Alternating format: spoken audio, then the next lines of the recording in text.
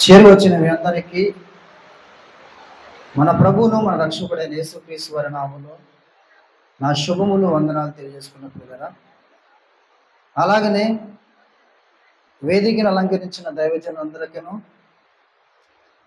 Jesus Christ మినిస్ట్రీని ప్రారంభించి నడిపిస్తున్న రమేష్ అన్న గారికి నా ప్రత్యేకమైన వందనాలు తెలియజేసుకున్న ప్రియులారా, నేను కొన్ని విషయాలు మాట్లాడతా, ఒక 20 నిమిషాలే మాట్లాడతాను. ఎందుకంటే అన్నగారు లోతైన సంగతులు చెప్తున్నాడు. ఇంకా లోతైన మాటలు వినడానికి మనందరం కూడా ప్రయత్నం చేద్దాం.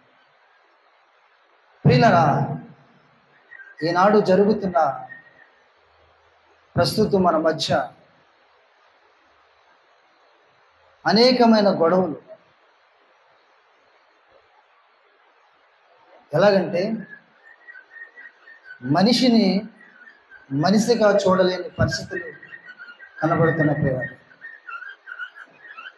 మనిషిని మనిషిగా ప్రేమించలేని ఒక ఘోరమైన అతి ప్రమాదమైన జీవితాల్లో మనకు కనబడుతున్న ప్రియులారా, కక్షలతో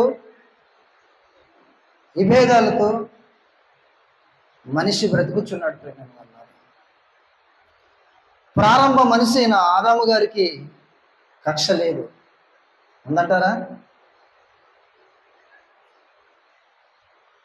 ఏ దేవుడి నుండి మొదలయ్యాడో, ఏ దేవుడి నుండి పుట్టాడో, ఏ దేవుడైతే ఆదాము గారికి చేశాడో అదే దేవుడు ఆదాము గారి విషయంలో కూడా ఆదాము కక్ష పెట్టుకున్నాడని ఎక్కడో కూడా రాలేదు.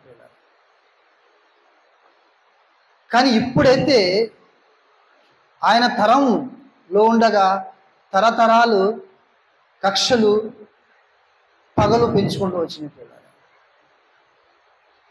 మనిషి మతముతో ఈరోజు ఎలా బ్రతుకుతున్నాడంటే, కులముతో ఎలా బ్రతుకుతున్నాడంటే, దేవుని మాట కూడా పట్టించుకోకుండా దేవుడినే పక్కన పెట్టే రీతిగా బ్రతుకుతున్నాడు. ప్రియులారా,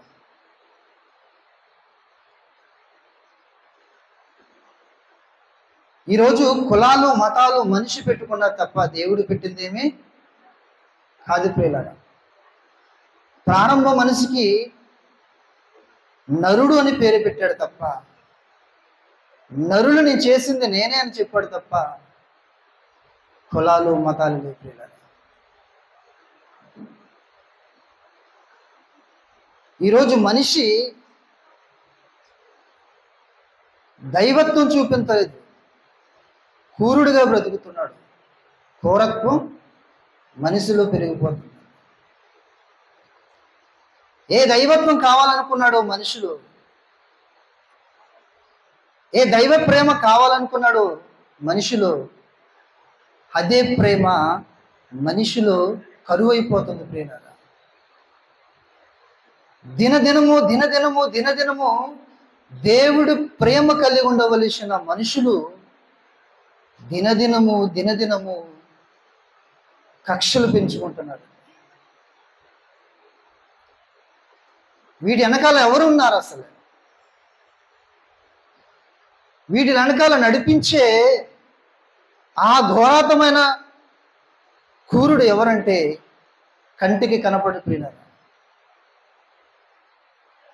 కంటికి కనబడేవాడు కాడు. అలాంటి మనుషుల మధ్య మనం బ్రతుకుతున్నాం. ప్రియులారా, ప్రేమ ఉండవలసిన చోట ప్రేమ లేదు, ప్రేమ ఉండవలసిన చోట పగ కనపడుతుంది, పగలు ప్రతీకారాలు కనపడుతున్నాయి. అంటే మనిషిని ఏమి ఆక్రమించుకుందనుకోండి. ఒకసారి మీరు బాగా ఆలోచన చేస్తే మనిషిలోనికి ఏం ప్రవేశించిందంటే అక్రమం ప్రవేశించబడింది. ప్రేమ లేదు, అక్రమానికి చోటిచ్చాడు మనిషి. అక్రమాన్ని పెంచుకున్నాడండి. అక్రమమును నివాస స్థానముగా ఈ హృదయములో చేసుకున్నాడు తప్ప దేవుని ప్రేమను మాత్రం నివాస స్థానముగా చేసుకోలేదు. ఆ అక్రమం పెరుగుతూ వల్ల ఏం జరుగుతుందంటే మంచితనం ఉండదు, మనిషిలో ప్రేమ ఉండదు, ఒక జాలి ఉండదు. ఒకవేళ కరుణింతామంటే కరుణ కూడా ఉండదు ప్రేమ వల్ల.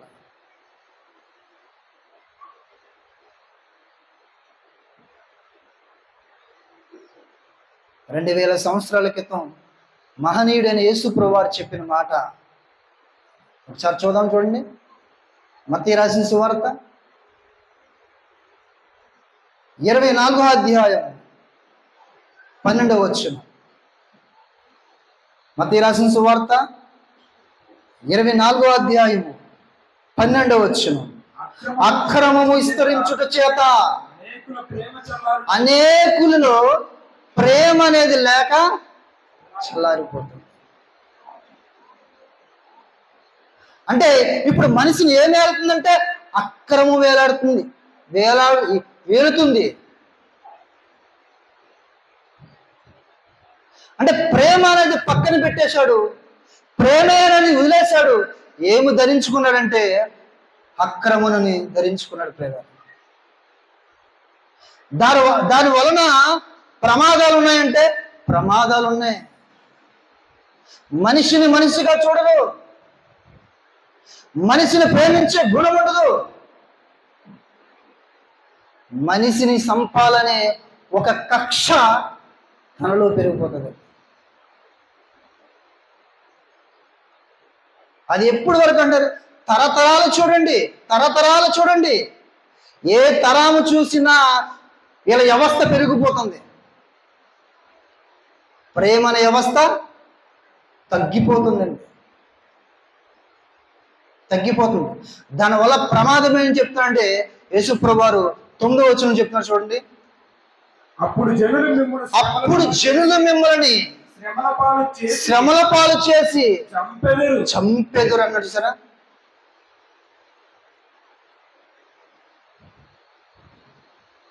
ఈరోజు ఒక మనిషిని మరొక మనిషి చంపాలని ఎంత ధైర్యం వస్తుందండి? ఈ ధైర్యం ఎక్కడి నుంచి పుడుతుందండి?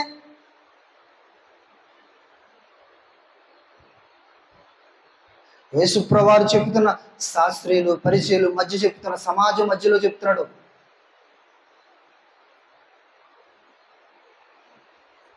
మనుషులు మిమ్మల్ని ఏం చేస్తారంట? చంపుతారు. సంపుతమే ఒక జయముగా పెట్టుకున్నాడు. చంపే వరకు నిద్రపోడిన మనిషి. క్రీస్తు ఏమన్నాడు తెలుసా? నీ పొరుగు వారిని ప్రేమించమన్నాడు కదా, నీ సగటు వాడిని ప్రేమించమన్నాడు కదా. సగటు వాడిపై, నీ పొరుగు వాడిపై ప్రేమ చూపించలేదు నాడు మానవ సమాజం. లేదండి, ప్రేమ లేదు, ప్రేమ సల్లారిపోయింది.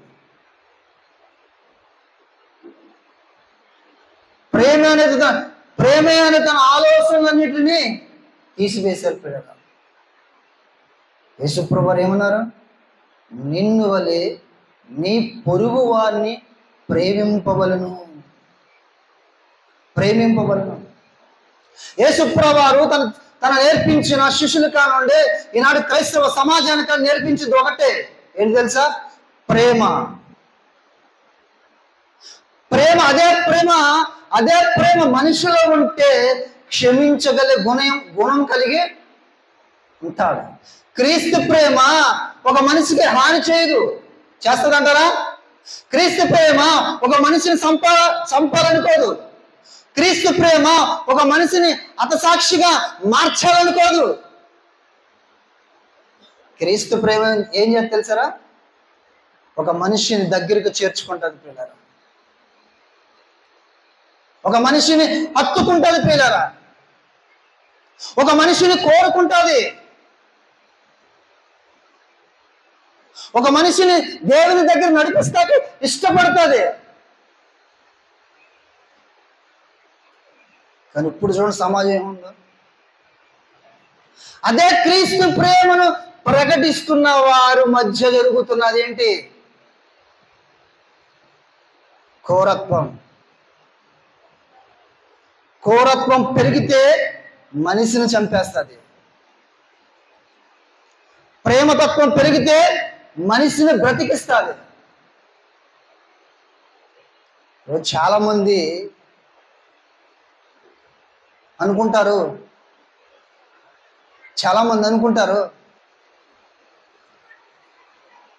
క్రైస్తవులకి ధైర్యం ఏంటి అనుకుంటారండి. అలాగంత ధైర్యం ఎక్కడి నుంచి వచ్చింది అనుకుంటారండి.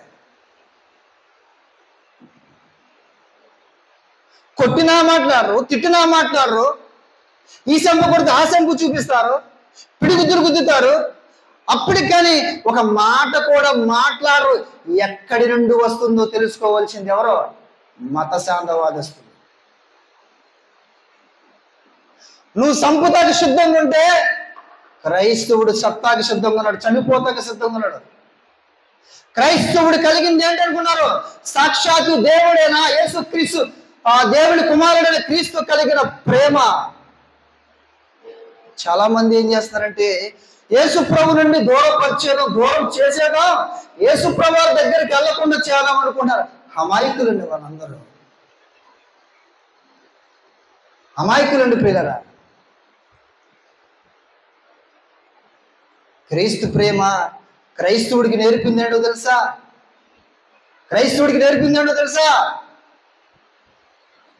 నీ తోటి సహోదరుడు కోసం ప్రాణం పెట్టు సిద్ధంగా ఉండమన్నాడు.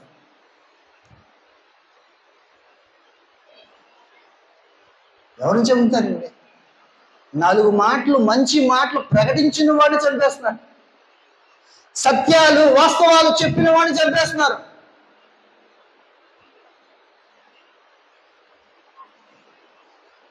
క్రీస్తు కలిగింది దైవత్వం ప్రియులారా. క్రైస్తవుడికి నేర్పింది దైవత్వం, ప్రేమతత్వం. ఈ ప్రేమతత్వం నుండి ఎంతమంది వచ్చినా విడదీయాలన్న ప్రయత్నాలు చేసినా వాళ్ళ వల్ల కాదండి. ఏమన్నా వాళ్ళు ఎందుకు సైలెంట్గా ఉన్నారు? ఎందుకు సహిస్తున్నారు? ఎందుకు ఓర్చుకుంటున్నారు? ఎందుకు ఒక మాటనా కానీ మౌనమై ఉన్నారంటే వాళ్ళు నేర్చుకుంది ఎక్కడ తెలుసా? క్రీస్తు దగ్గర. క్రీస్తు నడవమన్న మార్గములో నడుస్తున్నాడు ఈనాడు క్రైస్తవుడు.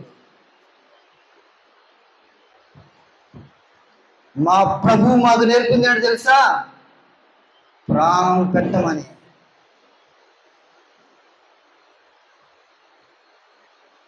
మా ప్రభు మాకు చెప్పింది ఏంటో తెలుసా? క్రీస్తు ప్రేమను ప్రకటించమని.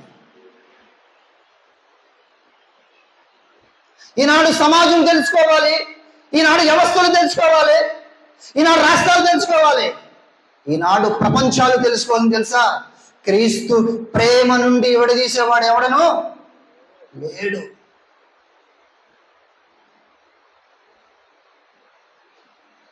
క్రైస్తవుడు ఒక్కడే ఎవరినైనా ఎదుర్కోవాలన్నా క్రైస్తవుడు ఒక్కడే ధైర్యంగా ఎదుర్కొంటాడు. ఎందుకు?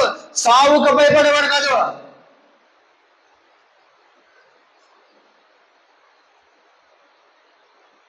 సావుకి, మరణానికి వెనక్కి తిరిగేవాడు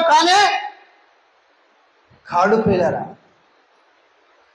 పితరులు చేసిందదే, పితరులు నేర్చుకుందదే, అపొస్తలులు నేర్చుకుందదే. ఈనాడు క్రైస్తవుడు నేర్చుకుంటుంది కూడా అదే ప్రియులారా. అదే అండి. అపొస్తలుడైన పౌలు గారు కూడా క్రీస్తు ప్రేమ గురించి చెప్తున్నాడు. చూడండి, ఒకసారి చూసుకుందాం. 2 కొరింథీయులకు రాసిన పత్రిక 5వ అధ్యాయము 2 కొరింథీయులకు రాసిన పత్రిక 5వ అధ్యాయము 14వ వచనం. 2 కొరింథీ క్రీస్తు ప్రేమ మమ్మల్ని బలవంతము చేస్తున్నది. ఎలాగనగా అందరి కొరకు ఒకడే మృతి పొందెను కనుక అందరూ మృతి పొందిరి అని జీవించు ఈనాడు అనుకుంది సమాజం దేనికోసం అనుకుంటున్నారు తెలుసా? ఈనాడు ఒక డబ్బు కోసం అనుకుంటున్నారు, ఒక ఆస్తి సంపాదించుకోసం అనుకుంటున్నారు, బైబిల్ పట్టుకుని ఒక ఆస్తి సంపాదించుకుంటూ కోసం అనుకుంటున్నారు. అది తప్పు. దశం భాగం కోసం అనుకుంటున్నారు. అది తప్పు. క్రైస్తవుడు బైబిల్ పెట్టుకుని దేనికి తెలుసా? పట్టుకుని దేనికో తెలుసా? క్రీస్తు మరణాన్ని ప్రపంచాలందరి కోసం ఒకే ఒక్కడు మరణించాడు. ఆ ఒక్కడిని ప్రకటిస్తేనే ఈనాడు బైబిల్ పట్టుకుంది. ఒక్కడే అందరిను కోసం మృతి పొందెను, జీవించే వారికి మీదట. అంటే తన కోసం కాక తమ నిమిత్తమును మృతి పొంది తిరిగి లేచిన వారి కొరకే జీవించుటకు ఆయన అందరి కొరకు మృతి పొందినని నిశ్చయించుకొనుచున్నాము. మేము మరణిస్తే మా విశ్వాసమును బట్టి, మా ప్రేమను బట్టి మరలా మా ప్రభు లేపగల శక్తిమంతుడని నమ్ముచున్నాం. నీకే ఆధారం ఉంది? నేను మరణిస్తే నా దేవుడు మరలా లేపగలడని ఆధారం పెట్టగలవా? లేదు. క్రైస్తవుడికి ఆధారం ఉంది. క్రీస్తు ఎలా లేచాడో, క్రీస్తు ఏ విధంగా లేచాడో, క్రీస్తు ఎలాగా సమాధి చేయబడి 3వ దినము లేచాడో, ఎలాగ మహిమ శరీరంతో పరలోకం వెళ్ళాడో, మరలా అదే క్రీస్తు మరలా రాబోతున్నాడు. మహిమ శరీరంగా మమ్మల్ని లేపుతాడని ఈ ప్రేమను ప్రకటిస్తున్నాం. ఈనాడు చాలా మంది క్రైస్తవులను చంపుతున్నారు. దేన్ని చంపుతున్నావు? కేవలం నువ్వు చంపేది ఏం తెలుసా? ఈ శరీరాన్ని చంపుతున్నావు. చంపేసేలా అయిపోయిందిలే, ఫుల్ స్టాప్ అయిపోయిందిలే అని నువ్వు అనుకుంటున్నావు. అమాయకుడు, నువ్వు అనుకుంటున్నావు. ఎందుకంటే దేవుడు ఎవరో నీకు తెలియదు. యేసు ప్రభువు వారు కూడా చెప్తారని తెలుసా? తండ్రిని వెరగలేదు, నన్ను కూడా వెరగలేదు అంటాడు ఆయన.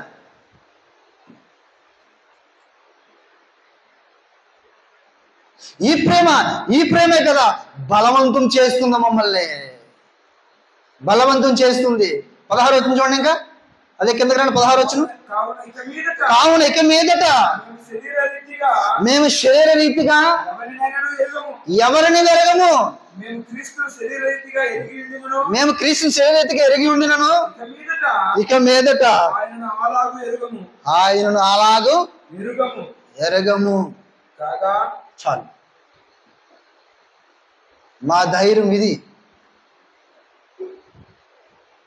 క్రీస్తు మమ్మల్ని లేపుతాడని నమ్మకం మాకుంది. క్రీస్తు మమ్మల్ని బ్రతికిస్తాడని నమ్మకం మాకుంది. క్రీస్తుతో పాటు మేము నివసిస్తామని నమ్మకం మాకుంది. అదే క్రీస్తు ప్రేమ, మృతులు పునరుద్ధానం ప్రేమ. ఆ ప్రేమనే కదా ఈరోజు ప్రకటిస్తున్నాను. నీకు మరొక జన్మ ఉందని ప్రకటిస్తున్నాడు కదా, మరొక బ్రతుకుందని అన్నాడు కదా, ఈ జీవితం శాశ్వతం కాదన్నాడు కదా, మనం చేరవలసిన ఒక చోటు ఉందన్నాడు కదా. ఈరోజు క్రైస్తవుడు ప్రకటించేది ఏదండి? ఏ కదా క్రైస్తవుడు ప్రకటించేది ఇదే కదా. అందుకని చంపేస్తావా? నువ్వు చంపుతుంది కేవలం ఈ శరీరాన్ని. మేము ఈ శరీరానికి నువ్వు అనుకోవచ్చు, చంపినప్పుడు నీ ప్రభు ఏదన్నా అనేవాళ్ళు ప్రశ్నించకుండా ఉండేది ఈనాటి సమాజంలో. నీ దేవుడు నిన్ను కాపాడ్డా? నీ ప్రభు నిన్ను కాపాడ్డా? నీ ప్రభు నీ మరణాలు అడ్డుకోడా? ఇవి కూడా సమాజంలో మాట్లాడుకునే వరకు చాలా మంది కనపడతారు పిల్లలు. కానీ మేము కేవలం శరీరంలో ఉన్నాం. ఈ శరీర రీతిగా ఆయనకి మాకు దూరముగా ఉన్నాం. కానీ దూరముగా ఉన్నా కానీ ఒక మాట అన్నారు చూడండి. అదే ఏప్రిల్ రాసిన పత్రిక 7వ వచనం చూడండి.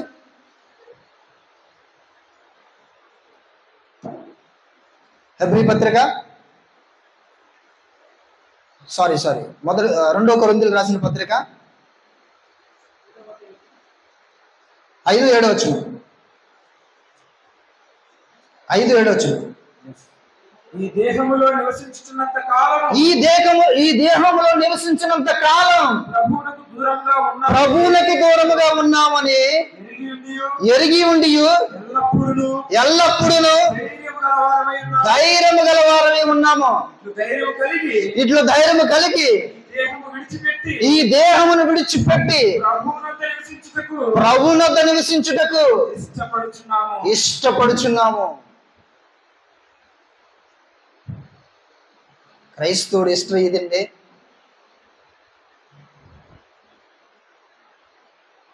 క్రైస్తవుడి జీవితం ఇది. ఎల్లప్పుడూ ధైర్యంగా ఉంటాం. నీ బెదిరింపులు కావడం భయపడేవాడు కాడు. ఎందుకంటే మా ప్రభు మాకు ఒక ధైర్యం ఇచ్చాడు. ఏంటి తెలుసా? ఒకవేళ మీరు ఈ దేహములో నివసించున్నారు కానీ కొంతకాలం నాకు దూరంగా ఉంటారు. కొంతకాలమే నాకు దూరంగా ఉంటారు. నేను వస్తాను. నేను వచ్చినప్పుడు ఏం చేయ తెలుసా? మా జీవం ఎవరి దగ్గర ఉందనుకున్నారు? మా దేహం ఎవరి దగ్గర ఉందనుకుంటున్నారు? మా ఆత్మ ఎవరి దగ్గర ఉందనుకుంటున్నారు? ఇది కాదు, ప్రభు దగ్గర ఉంది. ప్రేమైన వాళ్ళారా, ప్రభు దగ్గర ఉంది. ప్రభువుతో పాటు ఎవరైతే ప్రభువుని విశ్వసిస్తారో, ఎవరైతే ఇష్టపూర్వముగా ఆయనే సర్వస్వం అనుకుంటారో, ఆయన కోసం నా ప్రాణాలు పోయినా సరే నేను స్వార్థను ఆపనని ముందుకు ఎవరైతే వెళతారో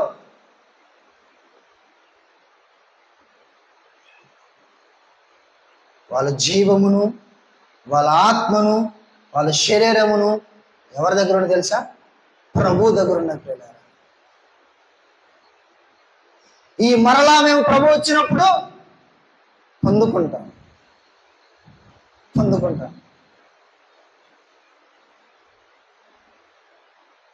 ఎందుకంటే ఈ దేహములో ఉన్నసేపు ఈ దేహాన్ని మనం ఎలా కాపాడుకోవాలి? పవిత్రులుగా కాపాడుకోవాలి, పరిశుద్ధులుగా కాపాడుకోవాలి, ప్రేమ కలిగి జీవించాలి, ప్రేమను ధరించి ఉండాలి. ఏ క్రీస్తు అయితే మరణం వరకు వెళ్ళినా, మరణించే వరకు ఎలా క్షమించగలిగిన గుణాలు కలిగి ఉన్నాడు, అదే గుణము కలిగి మనం ఉండాలి ప్రియులారా. అదే మన ధైర్యం. ఇదిగో మాట్లాడుతున్నా, యుగాంత పురుషుడు, యుగాది పురుషుడు యుగంతం వరకు వస్తున్నాడా? ఎంతమంది నమ్ముతున్నారు? ఆయన వచ్చే లోపల క్రైస్తవుడు చేయవలసిన పని చెప్తున్నాడు. ఆయన వచ్చేటప్పటికి క్రైస్తవుడు తీసుకోవాల్సిన జాగ్రత్తలు చెప్తున్నాడు. ఆయన ప్రత్యక్షమైనప్పటికీ తనను కాపాడుకోవాలని విధానాన్ని నేర్పుతున్నాడు. చూడు ఒకసారి ముగించుకుందాం.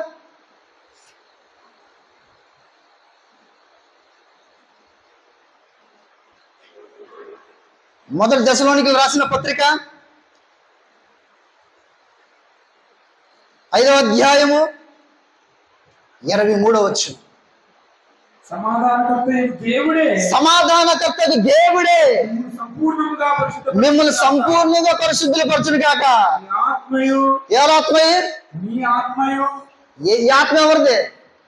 యేసు క్రీస్తుని ఎవరైతే అంగీకరించారో సొంత రక్షకుడిగా ప్రేమ కలిగి నువ్వెన్ని మాటలను చెప్పు, ఎన్ని బోధనలు చేయి, ఎన్నైనా చేయి, కానీ చెప్తాడు ఏమని?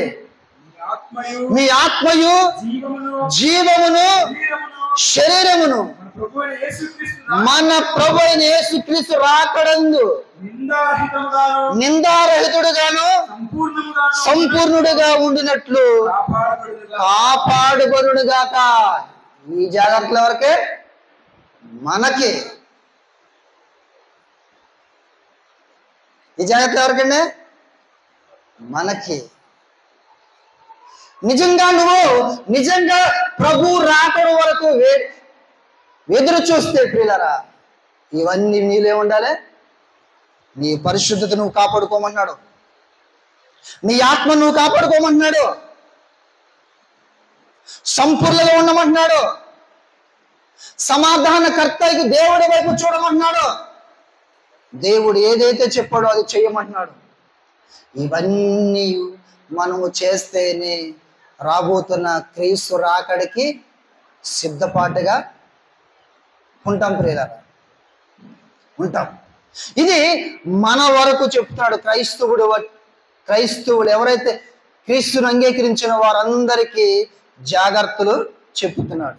ఈనాడు లోకస్తులు ఉన్నారు, క్రీస్తును నమ్మిన తర్వాత ఆ దేవుడికి ఆ యేసు ప్రభు నుండి వేరే చేసేసి మరలా ఆ దేవుని దగ్గరికి వెళ్ళనకుండా, ప్రభువుని నమ్ముకోకుండా గలీబిలి చేసేసి, క్రీస్తు ప్రేమలో లేకుండా శ్రమల పాలు చేసేసి, హింసించి బాధ పెట్టి, మరలా ఆ ప్రభువుని నమ్ముకోకుండా ఏదో భయపెట్టి వారేసే ప్రయత్నాలు కూడా ఉన్నాయి.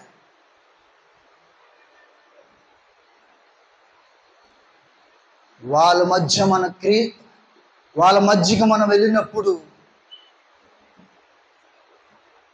నిజమైన క్రీస్తు ప్రేమ చూపించాలి పిల్లలు. నిజమైన క్రీస్తు ప్రేమ చూపించాలి. ఆ ప్రేమ మనకుంటే మనకి ఎన్ని శ్రమలు వచ్చినా, ఎన్ని కష్టాలు వచ్చినా, ఒక యాకోబులాగా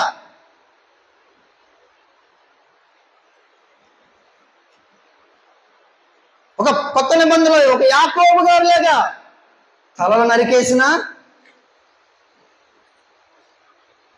మనం ముందుకు వెళ్తాం. ఒక పౌలు గారి లాగా రాళ్ళుతో కొట్టినా మనము క్రీస్తు ప్రేమ నుండి ఎన్నిదరగం ప్రేమైన వారు. ఒక స్టీఫెన్ లాగా ఈరోజు మనుషుల్ని, అనేక మందిని ప్రభావితం చేస్తున్నాడు. రాళ్ళతో కొట్టిన, రంపములతో కోసిన వాళ్ళు ఎలా నిలబడ్డారా? క్రీస్తు ప్రేమ నుండి విడిపోయారా? ఈరోజు నీకెందుకు భయం? నువ్వు నిజంగా క్రీస్తు ప్రేమ నీలో ఉందా? అయ్యి బాబు, రేపు మొన్న ఆయన చంపేశారు, నెక్స్ట్ మనల్ని చంపేస్తారని.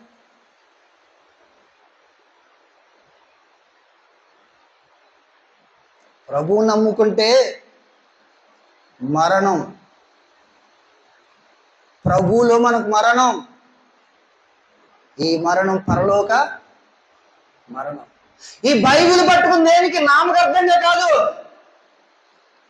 ఈ బైబిల్లో దేవుడు చెప్పిన మాటలు ఏమనుకున్నారు?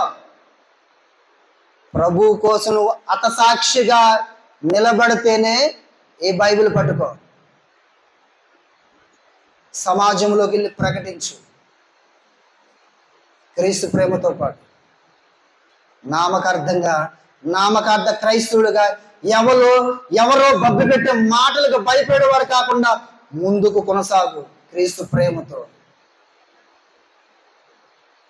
క్రీస్తులో నీ ఉంటే నిన్ను ఎవరు కూడా ఎడబాటి చేరిపోయారు. లాస్ట్ మాట ముగించుకున్నాం చూడండి. లాస్ట్ వచనం రోమాపత్రిక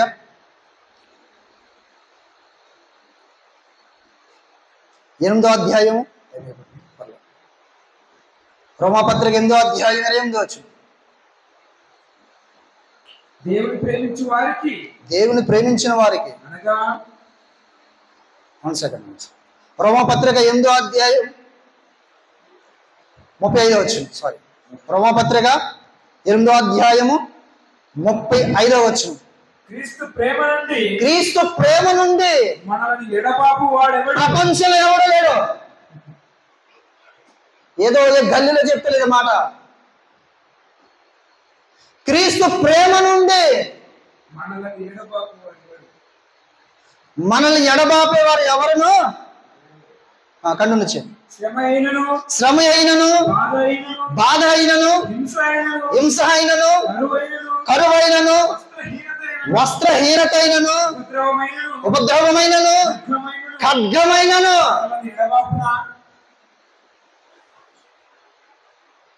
ఈ ఖడ్గం ఎక్కడి నుంచి? ఈ ఖడ్గం ఎప్పుడు వస్తుందండి?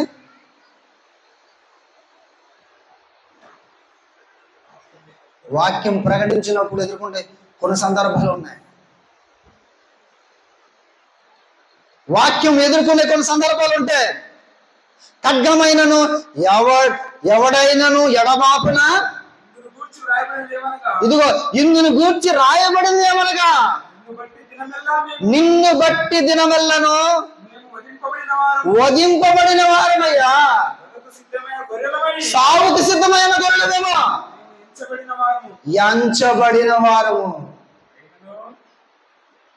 అయినను మనల్ని ప్రేమించిన వారి ద్వారా మనం వీటన్నిటిలో ఇదిగో ఈ మరణము ద్వారా నువ్వు విజయం పొందుతున్నావు. క్రీస్తు ఎలాగ మరణించి విజయం పొందాడో అదే ప్రకారంగా క్రీస్తుని అంగీకరించిన నీవు, క్రీస్తు ప్రేమను ధరించుకున్న నీవు, శ్రమ వచ్చినా, వేదన వచ్చినా, బాధ వచ్చినా, దుఃఖం వచ్చినా, 10 మంది నీ మీద పడినా ఆయన ప్రేమ నుండి మమ్మల్ని ఎడబాపు వాళ్ళు ఎవరు లేరు. అధిక విజయము పొందుచున్నాం. దాని కంటిన్యూచండి కడవ. మరణమైనను, జీవమైనను, దేవదూతలైనను, ప్రధానులైనను, ఉన్నవైనను, రాబోయేవైనను, అధికారులైనను, ఎత్తైనను, లోతైనను, సృష్టింపబడిన మరి ఏదైనను మన ప్రభువైన యేసుక్రీస్తునందు దేవుని ప్రేమ నుండి మనల్ని ఎడబాపు నేరమని రూఢిగా నమ్ముచిన, నామకార్థంగా నమ్ముతలేండి అపోస్తలుడైన పౌలు గారు. నీకెందుకు నామకార్థం భక్తి?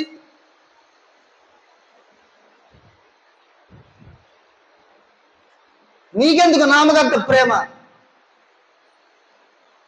క్రైస్తవుడికి ప్రేమ కలిగి ఉండాలి. ప్రేమైన వాళ్ళ ప్రేమ కలిగి ఉండాలి. ఇగో ఇవన్నీ ప్రభు మనకిస్తాకి సిద్ధంగా ఉన్నారు. ప్రియులారా, ఎవరైతే ఇవన్నీ అంగీకరిస్తారో, ఎవరైతే వీటినన్నిటినీ మీరు మనసు పెట్టి క్రీస్తులాగా కలిగి ఉండాలనుకుంటారు, వాళ్ళకే సాధ్యం. లాస్ట్ ఒక మాట చెప్పి ముగించేస్తాను. ప్రవీణ్ పగడాల గారు వాళ్ళ మిస్సెస్ ఏముందో తెలుసా? లాస్ట్ నిజంగా అది ఏమో జరిగిందో మాకు తెలీదు. నిజంగా నా భర్తను అలా చంపితే క్షమించగల హృదయం మాకుందన్న. ఇదే క్రైస్తవుడికున్న ప్రేమ. వాళ్ళ పాపాలను వాళ్ళు పోతారులే అన్నదండి. కానీ నాటు సమాజం ఏం చేస్తుందంటే, ఎందుకు చనిపోయాడు, వెళ్ళిపోయాడు, బయటికి తీసుకొచ్చి నువ్వేం చేస్తావు? రుజువు ఏర్పడతావు, మంచిది. చంపేతావా? ఉరి తీసే అంటావా? రేపు ఎవరైతే సాక్ష్యాలుగా దొరుకుతారో వాళ్ళు తీసుకొచ్చి న్యాయపీఠ ఎదురుగా తీసుకొచ్చి చంపే అంటావా మనిషిని? ప్రవీణ్ గారిని చంపిన మనిషి నువ్వు కూడా చంపేమంటావా? సొంత భార్య క్షమించాంలే, వదిలేసాం. నీవెందుకు కక్షలు పెంచుకుంటా? క్రైస్తవుడిగా క్షమించే హృదయం రావాలి పిల్లలు. ఇదే కదా దేవుడికి ఇష్టమైన క్షమాపణమైన గుణము, నిజమైన ప్రేమ. లోకస్తుడు కక్ష తీర్చుకుంటే మనం తీర్చుకోకూడదు. అలాని కూడా యేసుప్రభుని కక్ష తీర్చుకోవాలి. ప్రాణం పోయిన లాస్ట్ ఒకటే మాట చెప్పాడు, తండ్రి వీరు ఏం చేస్తున్నారు, వీరు వెనకకే చేస్తున్నారు. ఆ మనసును ధరించుకుని ఉందో పరలోకం నీదే. అటువంటి గుణాలు ప్రేమ కలిగి మీరు అందరూ ఉండాలని ప్రేమపూర్వకంగా ఈ కొన్ని మాటలు ముగిస్తున్నారు పిల్లలు. థ్యాంక్ యూ సార్, ఈ సమయం ఇచ్చింది.